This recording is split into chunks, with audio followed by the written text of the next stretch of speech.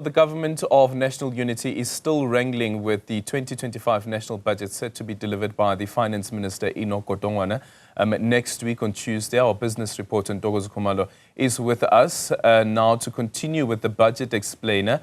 And Ntokozo, so last week we unpacked how the budget works, and by the end of the week the country got a reality check on our money collection struggles. What are the risks that we are currently facing? Good morning.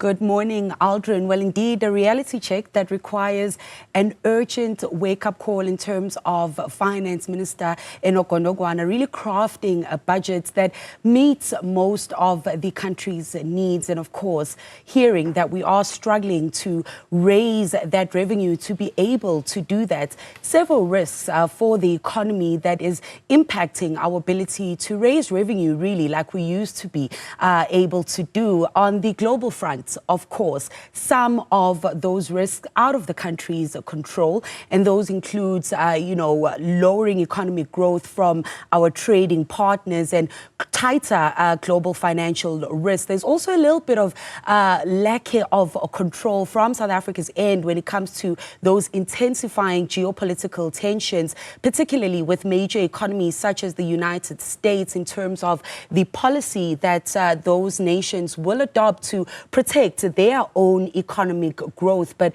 domestically, various headwinds are still also risking the country's ability to grow, as Finance Minister Godongwana really did outline when he tabled the 2024 budget, saying that the pie, or the size of the pie, is not growing fast enough to meet our development goals. So that risk has been something that has been known for quite some time, but it's really about getting those strategies that will assist the country along in being able to raise funding. And while progress has certainly been made when it comes to the country's constraints in electricity supply, freight, rail and ports, as government brings in private partners to improve efficiency there, it may be moving a little too slow to actually meet up with the needs of the country. We also have high sovereign credit risk, 72% of debt to GDP,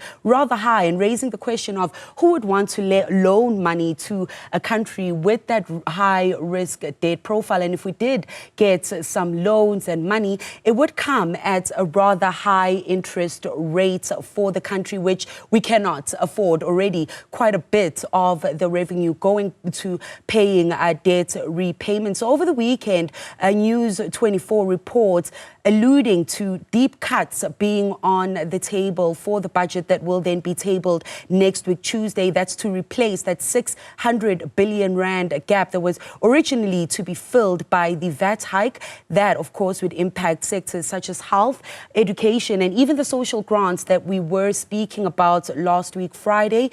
Countries such as South Africa and Brazil at the G20 last week alluding to wealth tax as an option for them to then raise that revenue.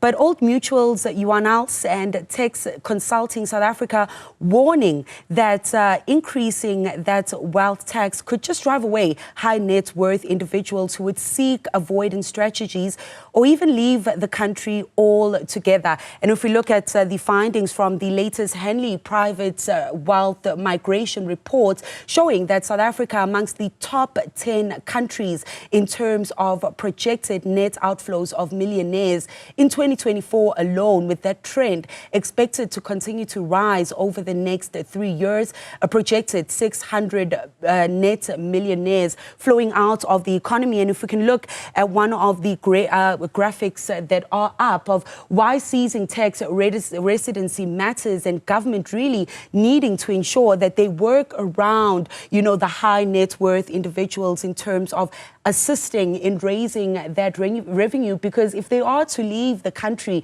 none of that tax would then be coming into South Africa, except if it's sourced in the country. So no worldwide tax that would be payable on remittances. And of course, Aldrin, another risk that still remains is that we still have that grey listing that continues to loom over the country. So 2 days after Finance Minister Enoch Godongwana was to table the budget budget on the 19th of February, the Financial Action Task Force held its meeting in Paris, France, and it said that South Africa has met most or largely addressed the 20 of the 22 of its action items.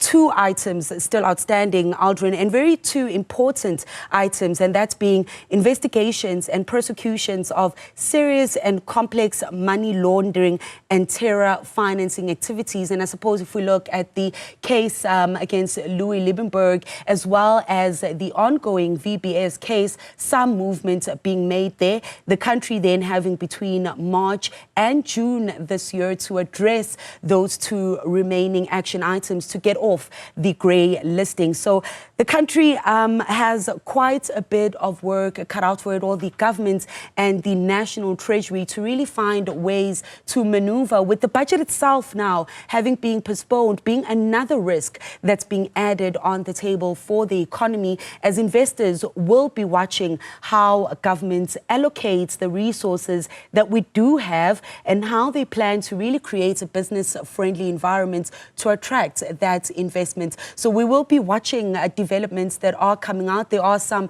political tensions when it comes to agreement on even the budgets that will be tabled on the 12th of March. So it's likely to be an interesting few days, Aldrin, until the 12th of March.